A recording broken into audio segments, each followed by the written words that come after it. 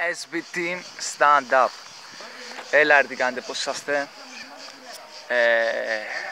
Αυτό είναι το πρώτο βιντεάκι που ανεβάζω όσο είμαι στο στρατό. Φυσικά δεν δείχνω κάτι, οπότε δεν θα φάω καμιά αναφορά, έτσι πιστεύω.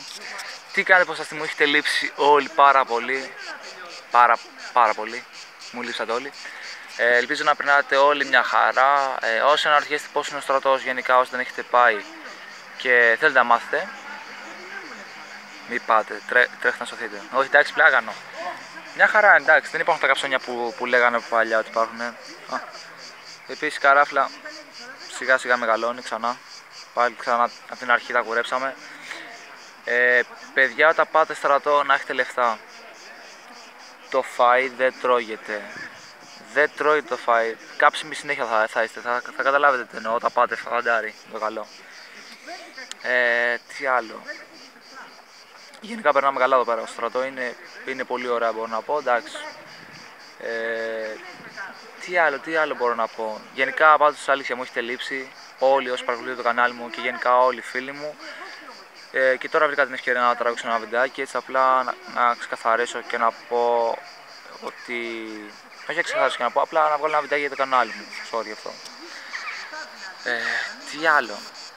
Γράψτε κάτω στα σχόλια άμα θέλετε δικές ερωτήσεις σχετικά με το στρατό ή γενικά το πώς περνάω ή γενικά ρωτήστε κάτι άμα θέλετε. Θέλω να πω κάτι για το προηγούμενο βίντεο που έχω ανεβάσει, το πρώτο τελευταίο, που ήταν το SB Team Stand Up, που έδειχνα γυμναστική και όλα αυτά. Φυσικά ήταν καθαρά κωμικό, επειδή στα σχόλια, να το πω στα αίσια, γαμηθήκατε όλοι στα σχόλια, γαμηθήκατε. Τι εννοώ? Έβγαλα βιντεάκι που απλά σας δείχνω, εντάξει, τη μερίσια ρουτίνα, τι κάνω, τι γυμναστική κάνω. Όχι ότι το πήρα στο σοβαρό όταν έβγαλα αυτό το βιντεάκι, καθαρά κωμικό ήτανε. Εντάξει, απλά να το εξηγήσω. Δεν είπα ότι το παίζω κανένα μοντέλο, ότι είμαι ο Σβατζενέγκερ ή άλλες μαλακίες. Όχι, απλά ήθελα να σας δείξω τι κάνω. Έτσι, για γυμναστική, για πλάκα. Από εκεί πέρα, κάθεται στα σχόλια μία μπίνα, δεν ξέρω πώς λεγότανε, και κάθεται και τρολάρει. Εντάξει, και δικαίωμά της ή δικαίωμά του, αν είναι ψεύτικο προφίλ. Αλλά από εκεί πέρα, μην κάθεστε να τσακώνεστε στα σχόλια και να χαλάτε γενικά όλο το νόημα. Εντάξει, εγώ βγάζω ένα στο βιντεάκι, άμα δεν σ' αρέσει, γράψτε το ή μην το γράψεις, άποψή σου, δικαίωμά σου. Μην κάθεστε να βρίζεις όμως κάτω στα σχόλια, εντάξει. Εγώ λογικά ξέρω ότι η Μπίνα ή όποιος είναι πίσω από αυτό το προφίλ μπορεί να είναι και φίλος μου, μπορεί να είναι κάποιος γνωστός μου, μπορεί να είναι κάποιος στο άκυρο που έφτιαξε ψεύτικο προφίλ για απλά να με κορυδέψει στα σχόλια. Επειδή δεν έχει τα αρχίδια να μου το πει στα αίσια με κανονικό προφίλ, να μου το πει face to face. Εντάξει, ξαναλέω, άποψή του, δικαίωμά της, άποψή της.